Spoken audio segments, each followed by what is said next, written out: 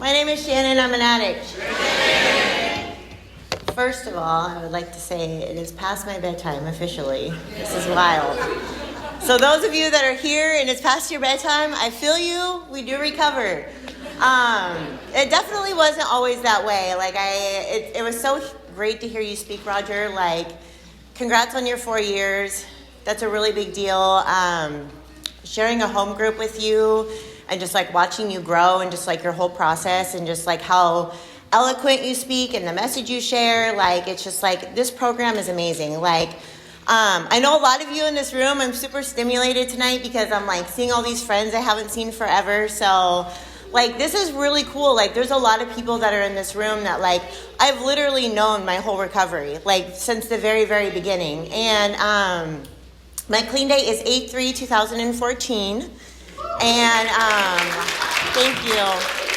It's wild. I can't even believe it. I'm not going to go too much into all the details in the childhood and stuff like that, but I definitely like to touch on some things growing up in an alcoholic household, there was a lot of abuse, which I'm sure a lot of us are familiar with, and there is some things that kind of came from that I would just like to say that are behaviors that are kind of peculiar, maybe normal children don't really do this shit.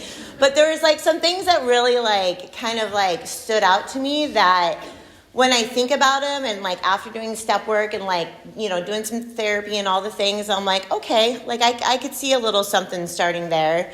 One of them that I remember specifically is my stepfather, who came into my life when I was 5, used to be really abusive to me, and he was really mean, violent, used to hit me. And so I, at the age of 6 years old, I would ride my bike. This is wild. This totally dates myself. So I would ride my bike to 99W in Tigard. My boundaries of riding my bike were the 7-Eleven on McDonald and the 7-Eleven up 99. So if anybody's familiar with Tigard, those are my Highway 99 boundaries where I could ride my bike as a child. So that's wild. But I would steal change from my stepfather out of his change jar, and I would ride my bike to the 7-Eleven, and I would buy candy. And then I would take the candy, and I remember it to this day, the little Miko's, just weird shit, weird cheap shit on the bottom shelf. You know what I mean? Jolly Ranchers, hard things that get stuck in your teeth. I can so remember this. And so then I would ride it home. I would get some sort of comfort with that candy.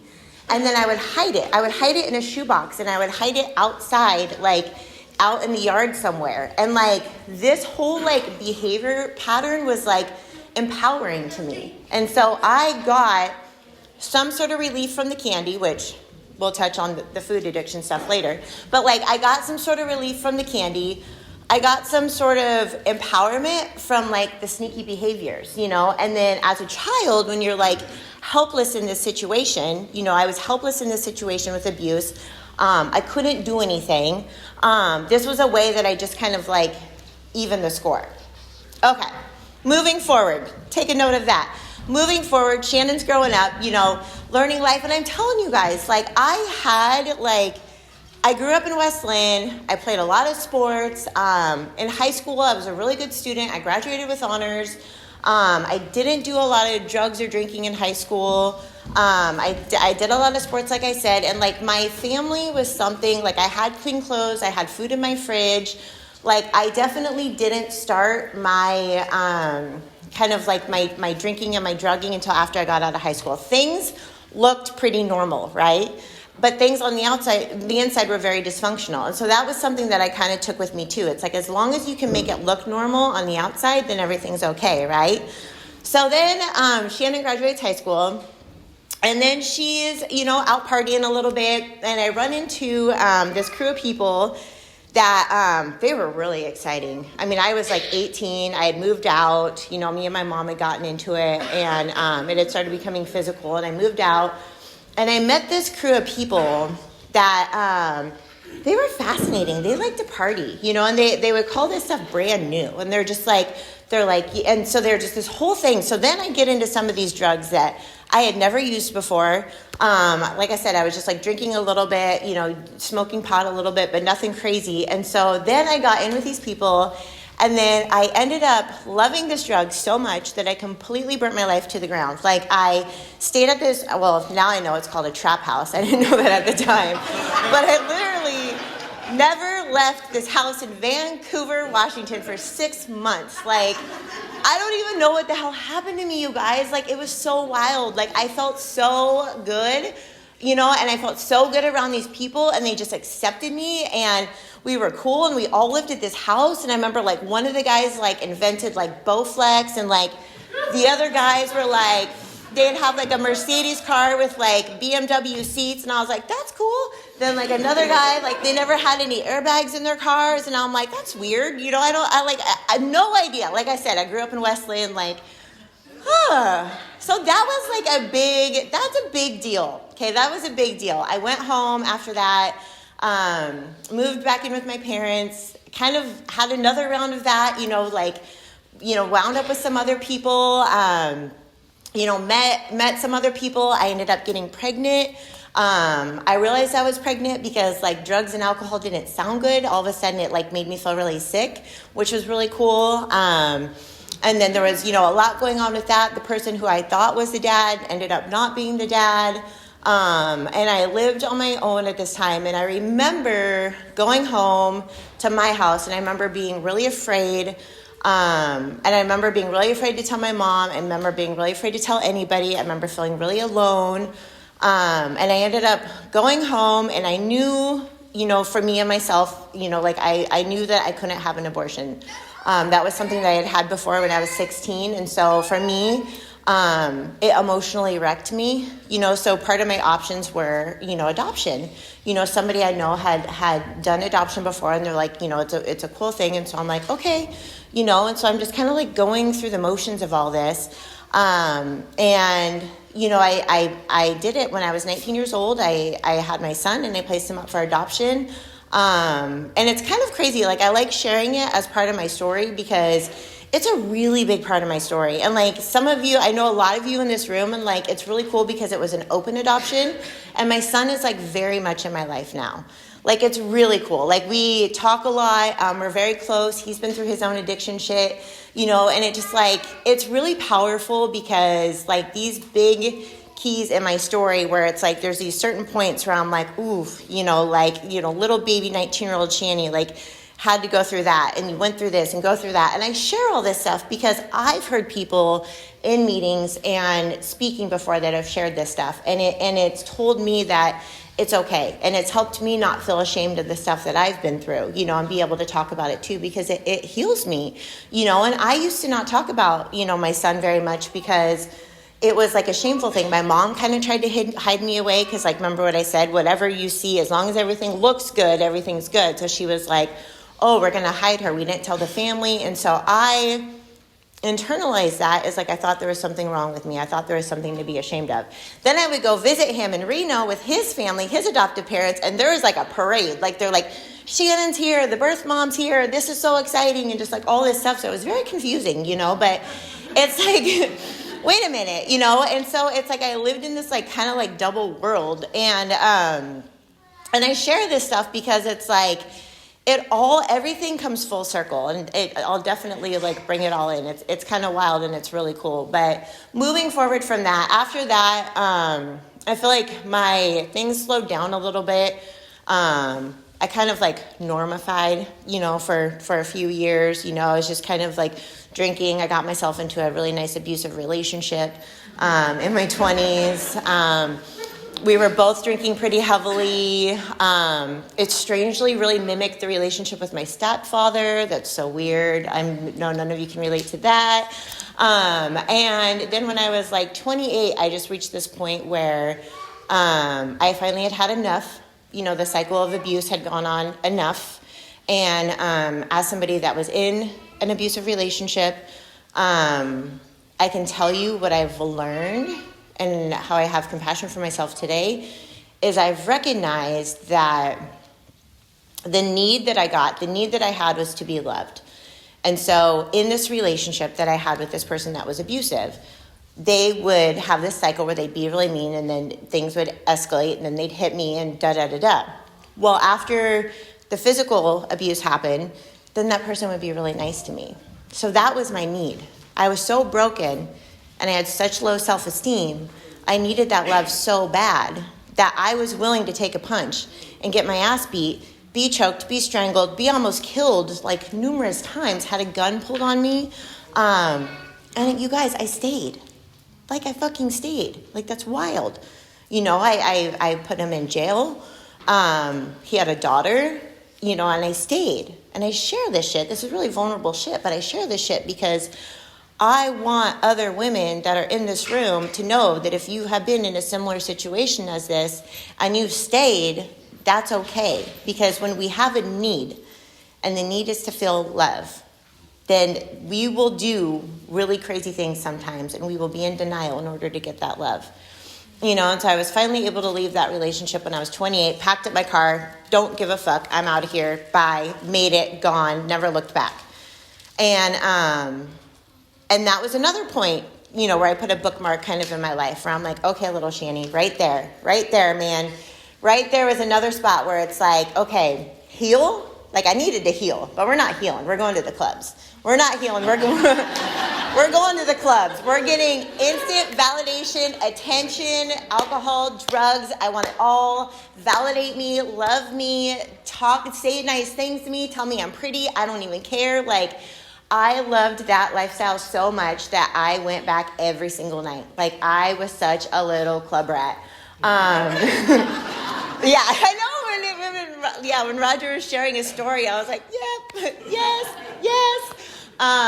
And so every night it was like my people, like I got high off of it, you know, and I was like, and now like retrospectively looking back on all of it, it's like, that was so beautiful, you guys, that kept me alive. You know what I mean? Like, who knows? I mean, who knows if I could have handled the pain of having to deal with all those emotions then, because Shanny, you know, 1.0 definitely is not going to handle some of that big shit yet. I wasn't ready yet, you know, so, the clubs and the fake relationships and the alcohol and the drugs, like that healed me, you know, that helped. And, you know, I'm here to say like the alcohol and the drugging was fun until it wasn't, you know, there was a part of it where I did have a good time.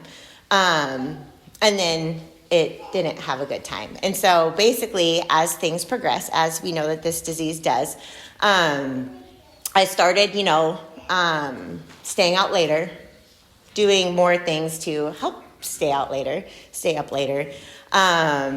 just getting into, you know, kind of different people as my self-esteem continued to lower by the decisions I was making, and doing the things that I was doing, like, you know, when I was under the influence, then I would hang out with like people that reflected that. Are you guys with me? Yeah, so it's kind of like the frog in boiling water. So it's like, you know, it never started here. And then kind of like I was hanging out with shadier and shadier people. And then I really, you know, like I worked really hard. I ran my own hair business, you know, so I had my own condo. So it was like a perfect spot for after party. I really got into the entrepreneurial side of the drug world, if you all are with me. That was very exciting for me. I enjoyed it. It was a game. It was fun. I had no idea how much I got my ass in hot water a few times. Like it was pretty scary. Yeah, like I said, I just kept going, and then I, you know, picked up some real hard drugs eventually, and then started staying up day and night, and pretty soon I wasn't sleeping, and shit was getting weird, and feds were following me. Drones came out about this time, and I'll tell you what, like, that's fucked up.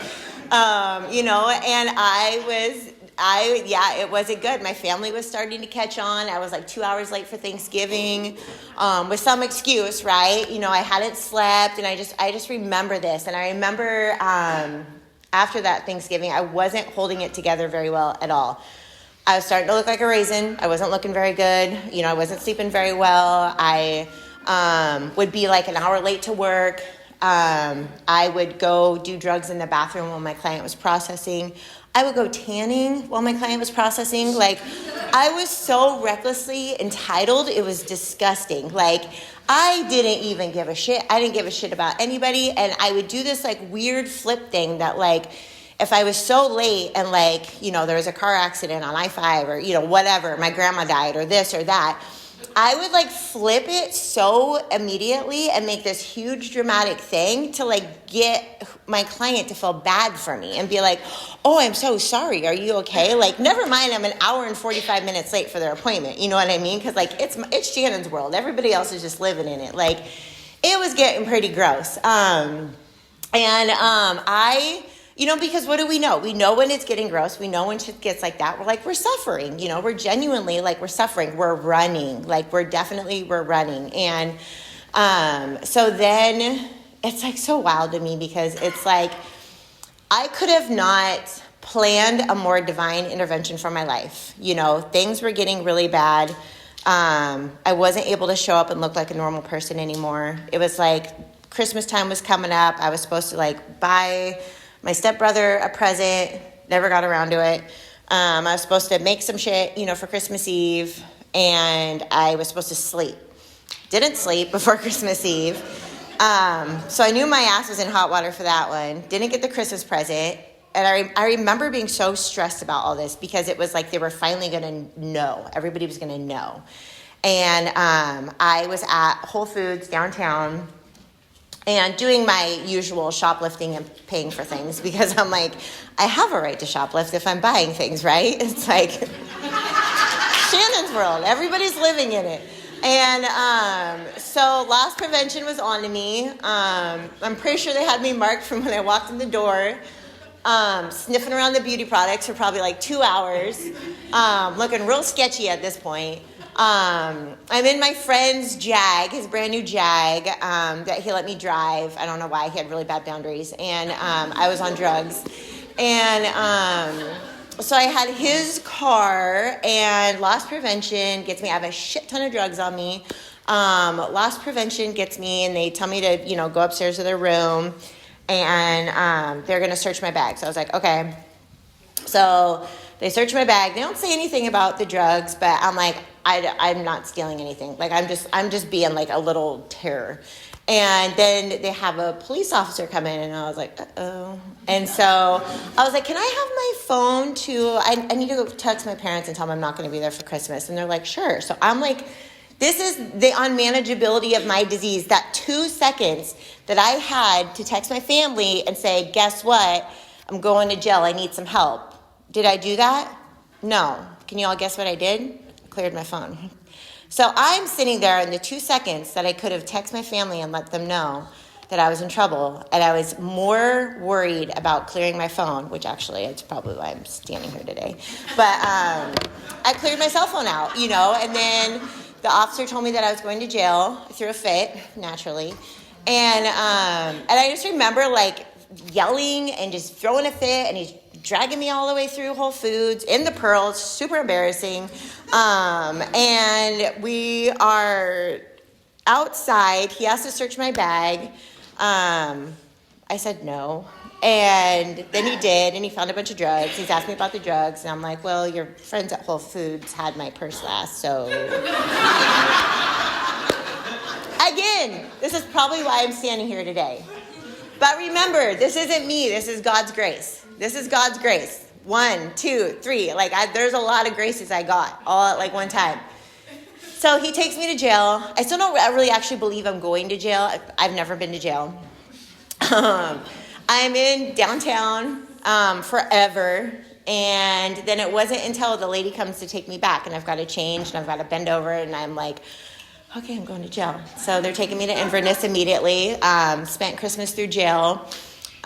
Spent Christmas in jail, 3 days, detoxing, horrified, just absolutely horrified. I'm like listening. I'm like, okay, I gotta play it safe. What's going on here? Who's who? And, I'm hearing different, brood, this, that. I'm just hearing all this different stuff. So I'm just kind of like, okay, and I'm talking to this other lady. Of course, I'm making friends. I'm a social person. So I'm like talking to people, and I'm also realizing that it's like my friendliness per se doesn't work there. I skeetered across with a cup going back to my bunk or whatever, and I got yelled at, and I was like, oh, sorry. And they're like, oh. And I was like, ah.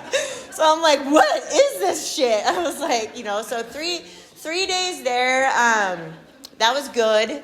Then they were kicking me out on my own recognizance. You know, I'd never been in trouble before. I was facing 16 felony counts.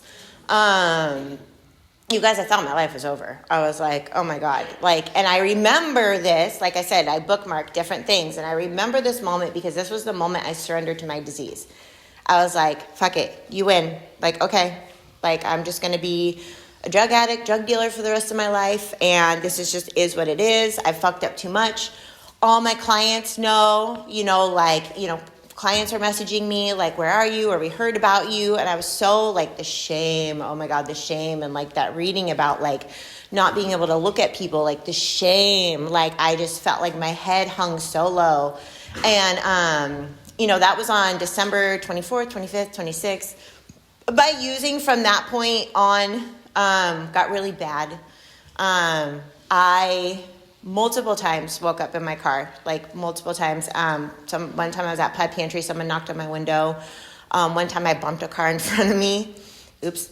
I was using to like, without caring if I like woke up or not. Like my using got really bad. I didn't care anymore. And, I think there was one point where I just laid on my couch, I think for like 5 days and didn't really eat. No will to do anything. Couldn't muster up anything for anything. I didn't even want to use. Like I was just so heavy and done, and I didn't know what to do, and then all of a sudden it's like I got this like little like something turned and was like, check your bank account. Okay. My bank account had done a merger, all this weird shit I'm using. I don't know what I'm doing. I think I'm broke. I'm dealing drugs like crazy. I had accidentally saved up some money in one of my bank accounts. Okay, now you can get yourself a lawyer. Take all that money. Called some of my friends that weren't in prison. And I was like, who's your lawyer? So then I go to that lawyer and I'm like, here you go. And so I started chipping away at stuff, just one little small step. Got my lawyer. I was all ready with my sob story. I'm like, okay, like, if it's not my fault, and the cop, and the this, and the that, and he didn't even ask me what happened, and I was just like, rude. And he said that he was friends with the Multnomah County DA, and he said that he could probably, the grand jury had already dropped a bunch of my stuff, I think because they recognized that they're the handoff and the this and the that, and so he's like, I can get this dropped if you plead guilty to this, and I think you can do stop court. And I was like, what's stop court? And he's like, it's treatment, it's basically like diversion, and if you go. And I just remember like sitting in his chair, another moment I just remember, and I would just remember being like, I think I need treatment. And that was like another surrender, a moment of clarity. Addict kicks back in. Oh, this is great. I'm just going to bullshit him, get my way through treatment, do the pee cleaners, da-da-da-da, like whatever. I can make it through this, So I didn't know that people worked in treatment centers were actually addicts. First of all, so I'm in there thinking I'm like, selling this story, and I'm like, yes, I'm fine. Like, I don't know, my mom's an alcoholic. Like, I'm like, I don't know, this is a misunderstanding.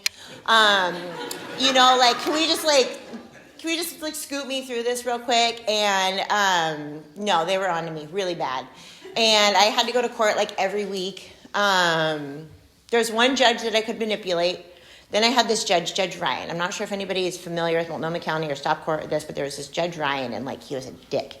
And which was so good because he saved my life. He saw through all my BS, and I had at this point eaten so much baking soda that I'm just embarrassed to even talk about it.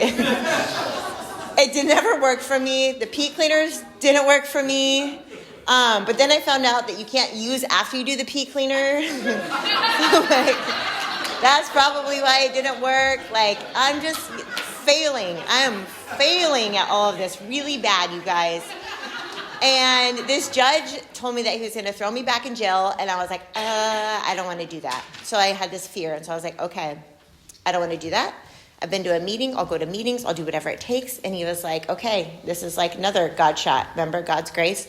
And he's like, you need to go to a meeting every day, do all your stuff, and your next UAs need to be clean. And so I was like, okay. And I think I had been right at that point, me and my friend, we decided we were going to get clean. We were going to stop using.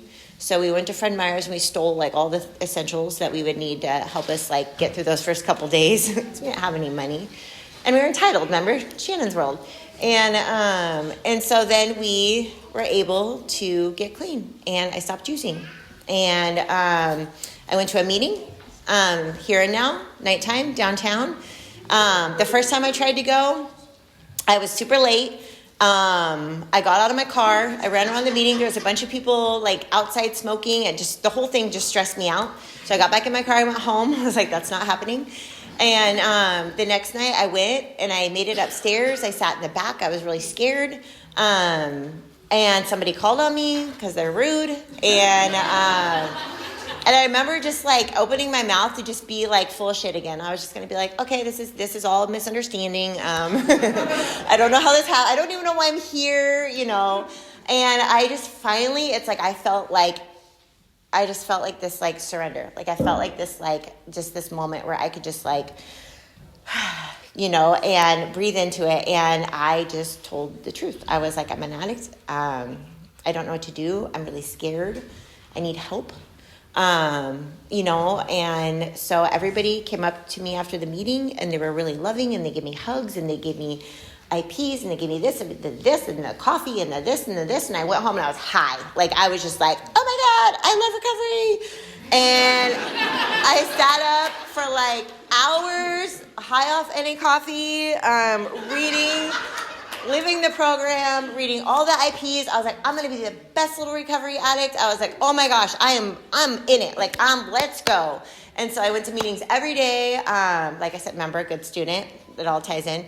So I'm going to meetings every day. I'm meeting people. They're going to other meetings, you know, and I'm just like getting to know people and I'm just showing up. Shannon, do you want a service position? Sure. Do you want to do this? Yes. Do you want to go to this meeting? Yes. You know, I meet my friends, my support group, my best friends, you know, I meet my sponsor. And I'm just listening, you guys. I heard the solution like in the meeting. And it was like, if you go to meetings and you get a sponsor and you do step work and you have a God and you are of service, like you will recover, guys. Like it's like these things, it's like check, you know? And like, I was like, okay, like I got that, you know? And so I started doing that. I started working steps. I started being of service. Being of service helped me not be socially awkward because I had something to do. If you're in this room and you're uncomfortable with people, like, and there's a lot of people, I promise you, if you're doing something and you're serving the people, it's way less awkward. It's the total cheat code, I'm telling you. Like, it's like way less awkward. You have a focus. You're like, I'm cooking. I'm like, you know, and so it's like I've been able to kind of like hide out in that sense and be like, and find comfort in that and find a purpose in that. And I've just continued to grow as a person and realize my self-respect was like so low and my self-worth was so low. And I started working on that, you know, and it's like, I've like met my husband and like, you know, we continue to like grow together in a relationship, you know, and like, it's crazy. And like my friends and like, you know, and all these people, like there's so many people in this room tonight that like, I just love, like I have relationships with so many of you. You know, and whether I see you all the time or see you a little bit of time, but it's like, it's beautiful because like we're all here together, you know, and like some of you I've known my whole recovery, you know, and we just grow and we like do the step work. And I'm telling you, like, I'm very passionate about Narcotics Anonymous. I believe in this program. This program works. I love this program. I have total faith in this program. And like the step work will change your life. I'm definitely not going to say the weird little like, dude, steps or die or blah, blah, blah. I'm sure you've heard before or like whatever. But like, I am going to say like, don't leave money on the table, you know, just don't leave money on the table. Like there's just so much of an opportunity for you, for me, this addict to grow. Like the Shanny that I was back then is like not even like who I am today. It's wild. Like it's, I mean, it even overcorrected a little bit. Like, I even got a little too crazy with, like, some of the boundaries and the rigidity and the, like, you know, like, I'm not going to do a goddamn thing that I don't want to do anymore. So it's like, I've had to, like, learn, you know, and, like, what recovery looks like for me today is, like, I have a lot of love in my life, you guys. Like, that's why I love the Just for Today, the reading, the fellowship, like, the fellowship wholeheartedly has like taught me how to love people. My support group, that I met when I first came in here, is like we learned to love each other first. We learned to be so loving to each other that it's like we were not willing to accept anything less than that from other people, and it's like people that we can get real with and we can talk about feelings with. And like, there's just no comparison because we've been through the depths of hell together, and it's like this fellowship has healed me. It's given me a place where I belong, and where I always feel welcome. And today, like every morning, prayer, meditation, guys, like I'm a routine person. It works for me. Step work, I just got done with my first step. It's probably like my 6th or 7th one, drugs and alcohol, food, spending, control, but like I'm just going to continue to chip away at these things that like cause me unmanageability in my life, and that's what this looks like. And like service, like I love being of service, like something really like kind of came out in me because it's like, it really is like my passion today. Like my sponsees, like working with my like sponsees are like my little like besties, and it's like, it's all I want to do. It's like, I want to keep learning and keep working with them and keep meeting with them and keep growing them and keep, it's just like, it's what this program is about. Like none of this is really for me. It's just like what I can give to other people. I really wholeheartedly believe that my life was spared. If I got what I deserved, I would be dead or in jail. But like, I really believe that my life was spared because I have the ability to help people. And I have the ability to take all the pain that I've been through in my life and help people. And everybody that's in this room, your life was spared because you have the ability. There's shit that you've been through in your life. It's like you have the ability. You're here for a reason. Like you're here for a purpose, and it's like, our lives were spared because we have the ability to go out and help people, and whatever your story is, however dark your story went, whatever you went through, if it's good enough, not good enough, this or that, like it's meant for somebody. You just don't know it yet. Tying into my son really quickly, and then I'll end. My son's been through addiction. All of me, all of my life, all of my pain and my suffering, all of my experience was to help him. It's not even for me. Great, Shannon's world, right? But like, it's like to help him and to be there for him. And I'm like, oh, I see you. I see you. And I really do. I believe we're all connected. And I'm grateful for this opportunity. This has been a really good meeting. Roger, happy 4 years again. And thank you.